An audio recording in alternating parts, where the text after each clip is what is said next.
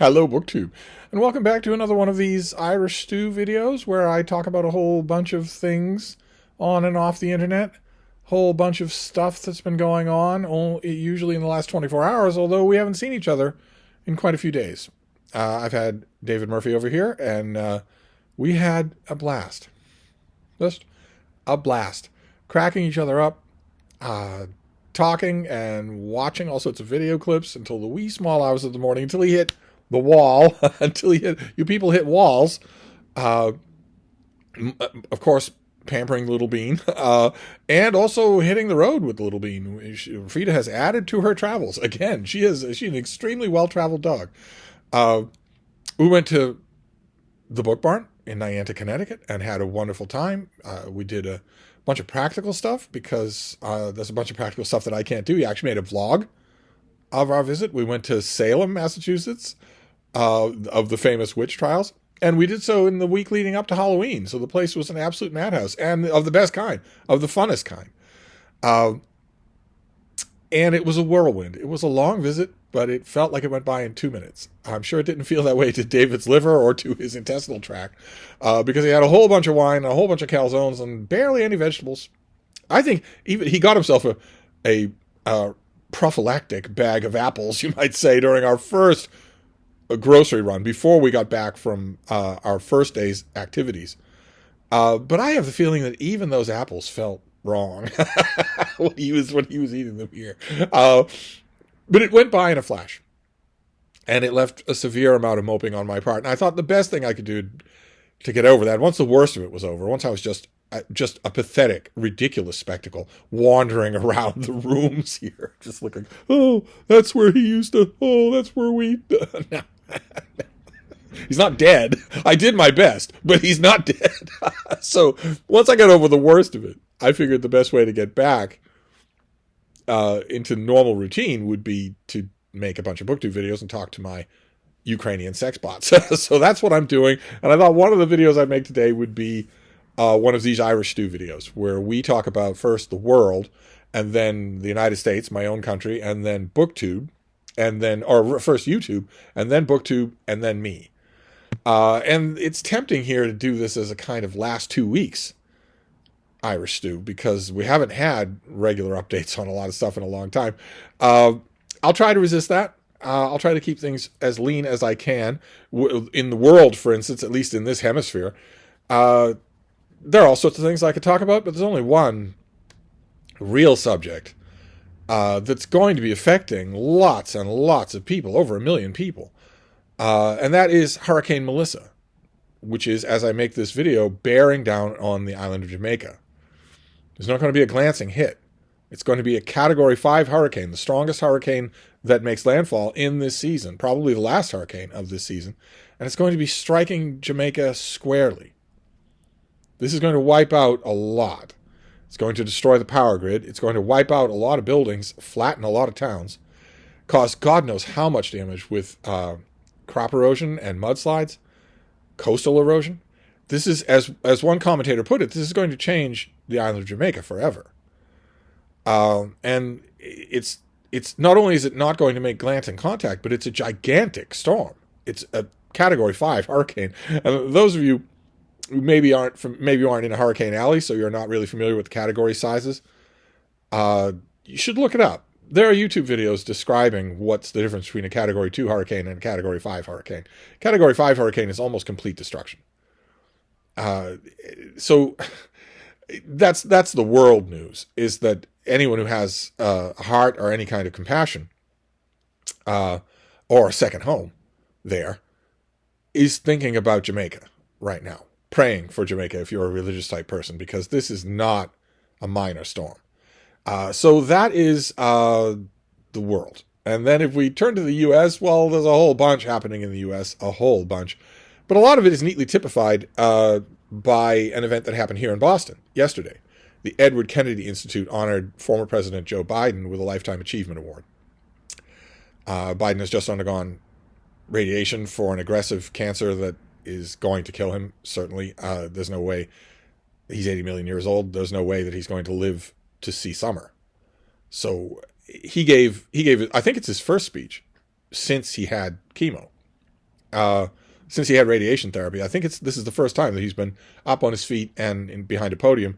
And he gave a typical Biden speech. It was a very good speech. It did not soft pedal things. It stated that this is an extremely dark moment in American history, and ended with the kind of win one for the Gipper rhetoric that Biden loves, always has loved.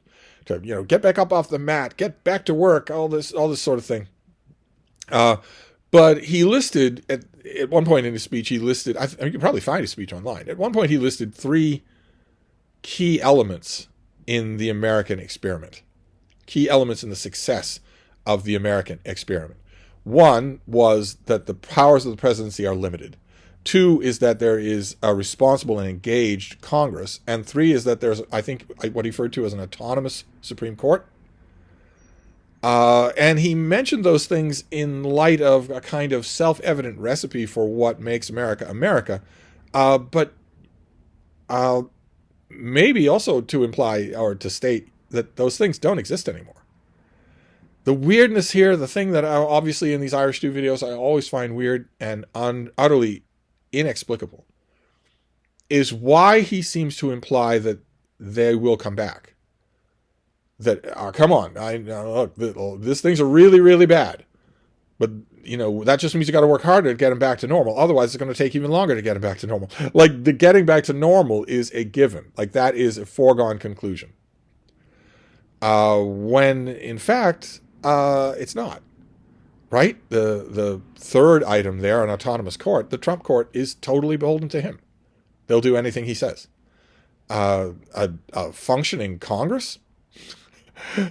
The government is shut down. And more commentators now, I see on the fringes of the commentariat, are starting to wonder if, since there is no negotiation going on, since Trump cult does not want to negotiate, since anyone who does will incur the anger of the boss, and when they drive home to Bethesda that night, they'll find red-hatted Trump supporters in their driveway with baseball bats, or guns, or screwdrivers, or claw hammers. Since, in other words, the word is, we're not negotiating with these radical Dems because they're sick people, because they don't believe that I won the 2020 election. Since that's not happening, I told you, a week ago, 2 weeks ago, that this government shutdown is in fact permanent. It's not like, we're in the third longest shutdown. Now we're in the second longest shutdown. No. Traditionally, the only pressure that you can bring to bear on a government that is responsible for a shutdown, and I've had fun watching Trump cult members twist themselves into pretzels, trying to say that the Trump regime is not responsible for this shutdown. They have complete control over the Supreme Court, every level of state, local, and national government, and both houses of Congress. So if they're not responsible, then who is? Santa Claus? Typically, in the past, the party that was seen as responsible for the shutdown would come to the negotiating table even if they hated their enemies, because if they didn't, it would tremendously hurt them in the next election cycle, whether it's a national election or a midterm election. Well, the Trump regime knows that that is not an issue anymore. I think there will probably be something that will call itself the midterm elections, but they won't be free at all. There will be no chance that MAGA doesn't win. And MAGA knows that. There will be fully masked, sunglasses and everything, armed, anonymous thugs at every key polling place. And you might say, well, I'd crawl over broken glass to exercise my franchise in a voting election as important as this. But people said that in the last election when full-blown autocracy was threatened on the ballot and less than half the population showed up to vote. Your fair-weather patriots and weekend warriors are not going to face down armed men, walk their way through armed men in order to vote for a non-fascist candidate. They're not going to do it. And there won't be, of course, a 2028 presidential election. Not a chance in hell. Not a chance in hell. I don't believe it will even happen in a form. The midterms might happen in form. By 2028, many Democratic senators and governors and mayors will have been arrested and will not be in evidence anywhere. It's not like they'll be arrested and from an iPad screen in their jail cell they'll be talking about, you must fight. No, they'll be gone. They'll just be gone. So obviously, a functioning Congress does not exist. And when it comes to limited presidential powers, well, another U.S. piece of news that I could have used today is that Trump demolished the East Wing of the White House. The White House. He took bulldozers to the White House. And yet, the members of Trump cult who call themselves patriots with a capital P, that has been a secret word of theirs for almost 10 years now. Are you a patriot? Hey, how's it going? How you doing? Oh, by the way, are you a patriot? It's been like a secret handshake of theirs for almost 10 years. They're watching bulldozers demolish the White House. You would think that if anything would overturn that, that would, but it's a cult. And as I've mentioned many times before, you can mass induct into a cult, but deprogramming someone from a cult has to happen individually, very carefully, over a long, long period of time. So if you want to picture it and a comparison of it, put 5 rolls of paper towels on your kitchen counter and spray them till they're soaking wet. See how easy it is to get them all soaking wet? Now try to recover in your hand individual pieces of that paper off the rolls. Can't do that in a hurry. That has to be done with painstaking care, piece by piece. And for every one you actually succeed in lifting up like a jellyfish, there are going to be 10 you lose anyway, no matter how careful you are. So they see that footage. Trump cult sees that footage and they cheer it on, destroying the White House. Now, the reason that is being given here is the Trump ballroom. An enormous airplane hangar of a thing where people will come to praise him, to say, we think you are the greatest person. While he does that stupid faux modesty head nod of his, he's not going to get up. He's not going to tell anybody to stop that nonsense. He's not going to say anything like that because he believes it. He said it many, many times. He's also said, just for the record here, that he stole the 2024 election with Elon Musk's help, and that he doesn't plan on having any more elections. The thing about this moron is that he says these things. So it's not just that Trump cult has to call anybody who calls it out a paranoid, communist, Marxist, communist, whatever-ist. They also have to deny what he himself says. And they do. They say, well, I'm picking and choosing what he means and what he doesn't mean. And anything that I think he doesn't mean, I'm going to call him trolling. And boy, is he great for trolling. Anything he does mean, I'm going to say, is sincere. It's pure religion. It's just a pure religion. I will rationalize this. I will cherry pick it and cut its corners until it is what I want it to be. And the ostentatious reason, the ostensible reason given for the destruction of the East Wing is because it is to create this massive ballroom. Of course, under the surface, Trump hates his wife and his possession, Melania Trump, who, again, the mainstream media, it comes late to all of this stuff because they are terrified of him and because their bosses are beholden to him. Some members of the mainstream media have started to sniff around at something that I've been telling you for almost 10 years now, which is that Melania Trump is not a citizen of the United States. She is one of these people that the Gestapo should be deporting. And also that she's his wife, yes, but he also owns her. He bought her from her previous owner, which is why a lot of you were asking questions during the Biden presidency about why she doesn't just leave him. And that's the reason, because she can't. She's not a free person. She belongs to him. But he hates her. He hates people in direct proportion to how much control he has over them. And he has more control over her than anyone. So he hates her more than anyone. And where is the First Lady's office? Where are the First Lady's traditional events? In the East Wing of the White House. And people have been going on and on and on. Of course, the destruction of the East Wing of the White House is illegal. It almost goes without saying. I don't think that the Trump regime, since his inauguration, has done anything legal. I don't think there's been anything legal. They are now up to double digits in killing random innocent civilians in the Caribbean. Plain and simple murder. And they're now up to double digits in doing that. Trump is spending money that has been appropriated for Congress for other uses. That is illegal. That is theft. And so on and so forth. I mean, we don't need to go down. The list is literally endless. I don't think this regime, since 2024, has done anything legal.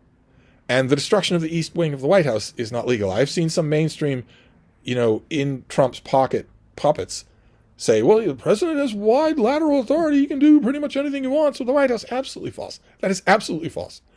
And those same commentators, with the threat of red-hatted Trump cult members in their driveways at the end of the day, would not say that Biden had unlimited power to do that. No, not. It's It's not true. There are a million different ways that you can look it up. In addition to everything else, the White House is a historical landmark. None more historical. But anyway, the reason, I think the real reason why this is happening is because he hates Melania, but also the ostensible reason is because he wants to build this ballroom. But I want to point out that since the Trump court is not going to stop him, since the mainstream media is already saying, well, he can pretty much do whatever he wants, since Congress is not going to stop him, I want to point out something to you. There was a very popular Democrat-leaning television show called The West Wing, which deals, of course, with another wing of the White House. And Trump doesn't like the people that were involved in it. He doesn't like the politics involved in it, and he was never mentioned in it. In case you're wondering, I think you should, if you're an American, I think you should prepare yourself for the destruction and so-called remodeling of the entirety of the White House. If no one's going to stop him, then he's going to do it. That was my rationale in 2015, when he was saying and doing one thing after another that would have completely torched any other presidential candidacy, and it was only helping him. And no one was stopping him, and no one was calling him on it. No one who could have controlled him back then was doing anything about it. As far as I'm concerned, if he can do something, he will. So I think it would be best, before whatever happens in the midterms, for Americans to reconcile themselves with the fact that this will all be gone. And Independence Day features all the American president movies feature the old White House, a White House that didn't have anything to do with Donald Trump. He doesn't want that.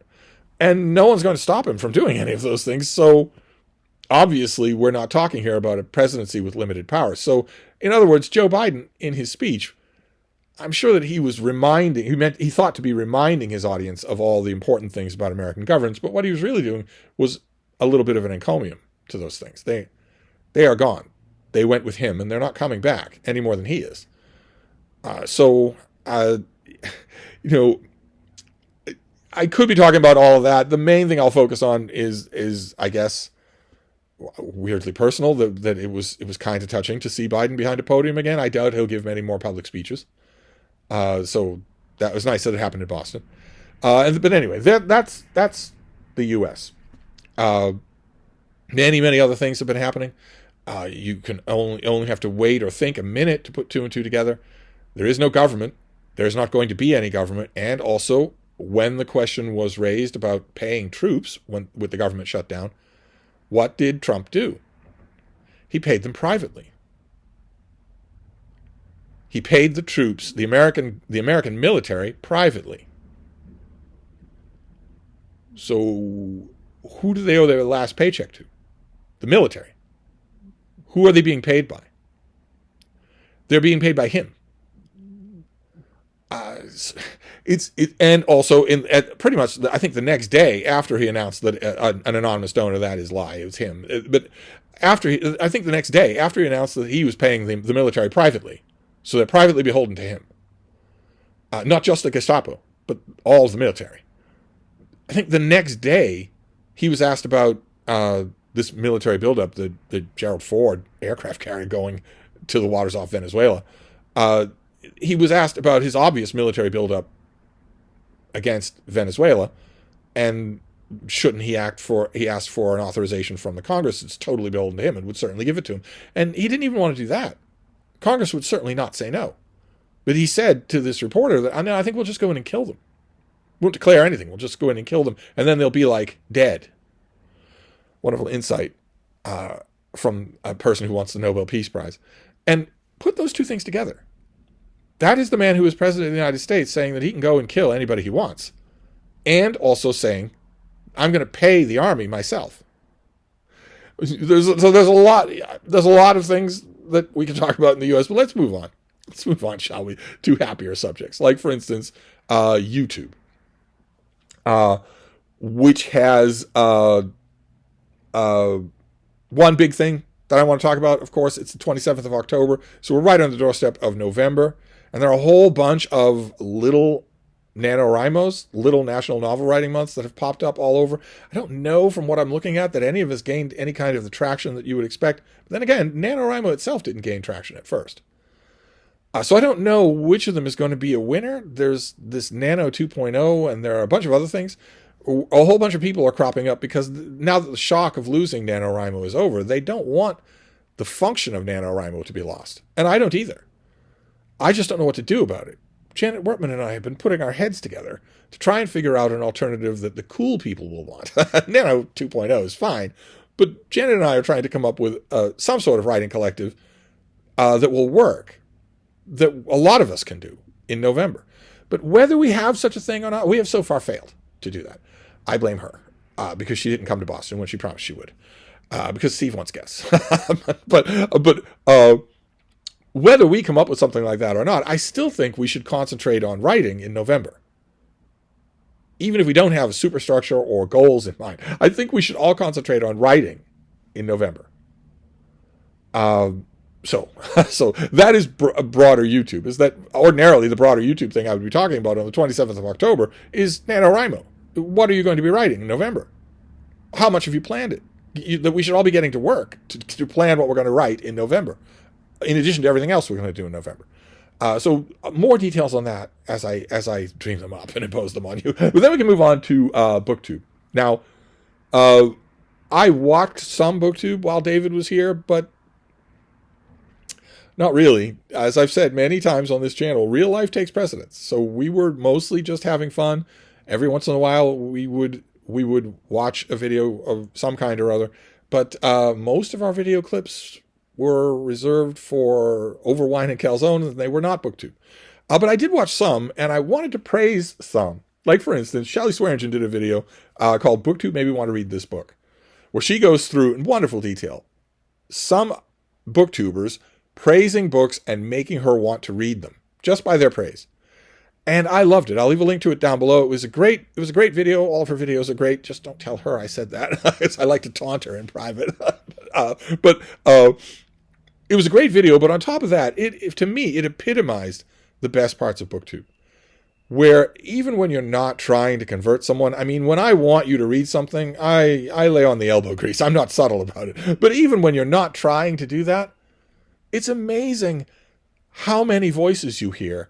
And as I've said, you watch these voices, you listen to them, you watch these channels regularly, once or twice a week.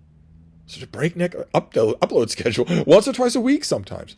And even if you're not particularly interested in what they're talking about in that video, you are forming an estimate of what kind of reader they are, what kind of judgment they have. You're also noticing and gauging what really gets them going and what doesn't. And that can have an effect on you. If you're a broad open reader, that will have an effect on you. That's what Shelly's video is all about. That if you watch these channels, they will mention and enthuse about books that it never crossed your mind to read or reread, and suddenly you will be thinking about it again. And the same thing is true with the other BookTube thing that I want to recommend, which is Riff Raff's Reading Renaissance. Mike did a tag, Hitchhiker's Guide to the Galaxy tag, and it was wonderful. I mean, the tag seems like a lot of fun, but his answers were another perfect example of this. Because left, right, and center, he's bringing up things that I either had dismissed as not containing any artistic value at all, or that I'd read once upon a time and hadn't really thought of. And then suddenly here's this passionate reader saying, oh, I love this thing. This is my answer, and how can I praise it enough? That can't help but have an effect. It just can't. It can't help but have an effect. So I wanted to put forward those two videos just to just as examples of what I always say is the best of BookTube. Where really this is just one big, gigantic, cacophonous chatter about books, and you don't know what's going to stick and what's not. It's just wonderful. Most people, I think this is the reason that most people say when they start a BookTube channel, most people don't have that kind of bookish chatter in their real walking around life. They just don't. And boy, oh boy, do you get it on BookTube. At least in this little corner of BookTube, boy, oh boy, do you get it. You get people enthusing about things that you had previously dismissed or had never heard of.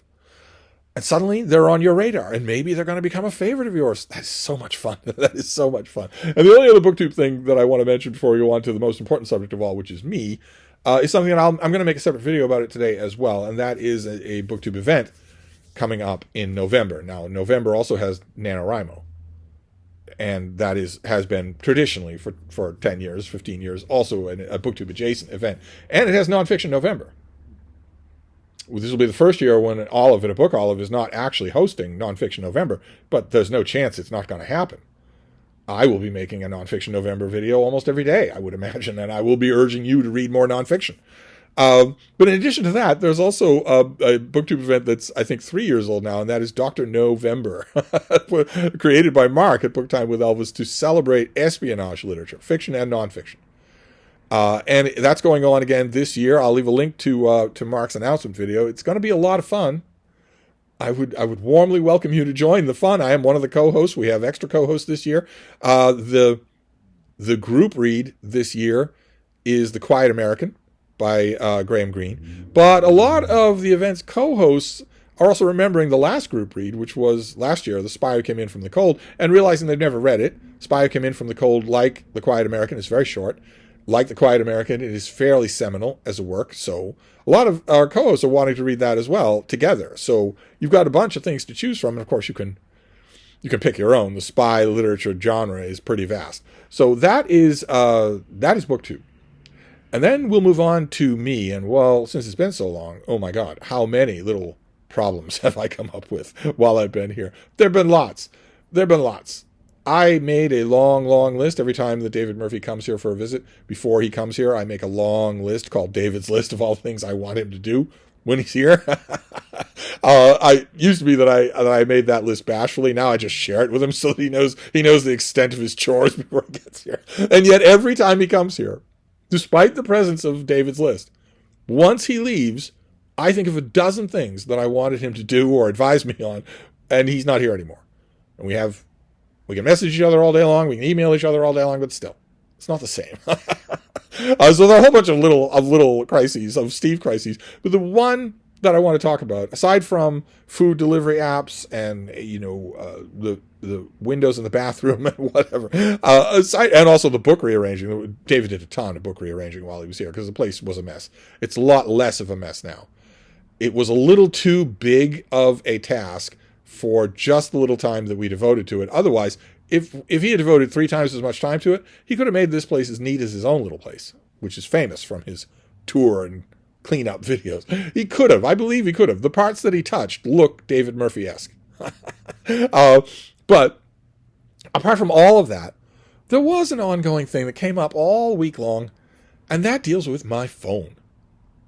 I had an iPhone, and it started developing a problem with charging. This has come up before on this channel because I'm that tedious.